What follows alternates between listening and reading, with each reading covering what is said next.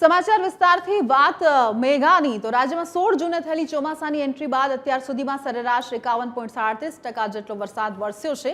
છેલ્લા કેટલાક દિવસથી મેઘરાજાએ વિરામ લીધો, જો કે શુક્રવારે રાતથી ફરી રાજ્યમાં વરસાદી માહોલ જામ્યો છે।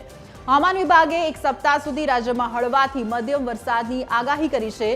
આજની વાત કરીએ મહુવા તેમજ જૂનાગઢમાં ધોધમાર વરસાદ વરસ્યો। હવામાન વિભાગે નોંધ્યું કે ગત 24 કલાકમાં સૌરાષ્ટ્ર અને કચ્છ પર ચોમાસું સક્રિય થયું છે, જે અનુસાર 26 જુલાઈ રાજ્યમાં સાર્વત્રિક રીતે છૂટાછવાયા સ્થળોએ હળવાથી મધ્યમ વરસાદની આગાહી થઈ છે। ઉત્તર પશ્ચિમ રાજસ્થાન પરનું ગઈકાલનું ડિપ્રેશન પશ્ચિમ રાજસ્થાન તરફ આગળ ફંટાયું છે, જે વેલમાર્ક લો પ્રેશરમાં બદલાયું છે। મોન્સૂન ટ્રક પાકિસ્તાન, રાજસ્થાન, ઉત્તર ભારતમાં થઈને બંગાળ સુધી વિસ્તરેલ છે, જેથી કચ્છ અને સૌરાષ્ટ્રમાં આજે ઓરેન્જ એલર્ટ સાથે અતિ ભારે વરસાદી આગાહી।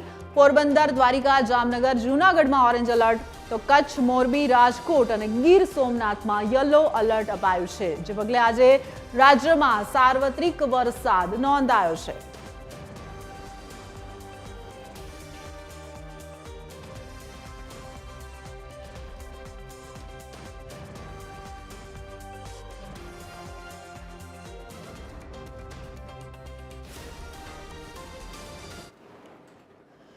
તો જે રીતે અચાનક જે સિસ્ટમ છે તે સક્રિય થઈ છે અને એલર્ટ આપવામાં આવ્યા છે મેપના માધ્યમથી અને ગ્રાફિક્સના માધ્યમથી, જે 20/7/2025ની જો આગાહીની વાત કરવામાં આવે તો કચ્છ, મોરબી અને રાજકોટ અને સાથે સાઉથમાં જે કહેવાય પશ્ચિમમાં જે આપણો વિસ્તાર છે ત્યાં અત્યારે જે યલો એલર્ટ છે તે આપવામાં આવશે।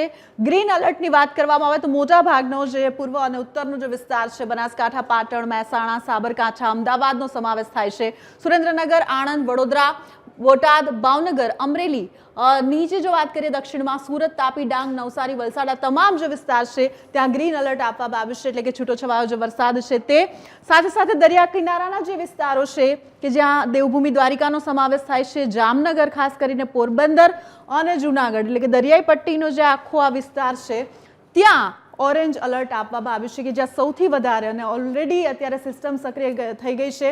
છેલ્લા 3 થી 4 કલાકની વાત કરવામાં આવે, આમ તો ગત રાતની જો વાત કરવામાં આવે તો આ વિસ્તારમાં સૌથી વધારે જે વરસાદ છે તે ફરી એકવાર સિસ્ટમ સક્રિય થવાને કારણે નોંધાયો છે। ત્યાં ઓરેન્જ એલર્ટ હજુ પણ યથાવત છે અને આ રીતે અત્યારે રાજ્યમાં છૂટો છવાયો વરસાદ છે, ક્યાંક અતિ ભારે તો ક્યાંક હળવો વરસાદ નોંધાઈ રહ્યો છે।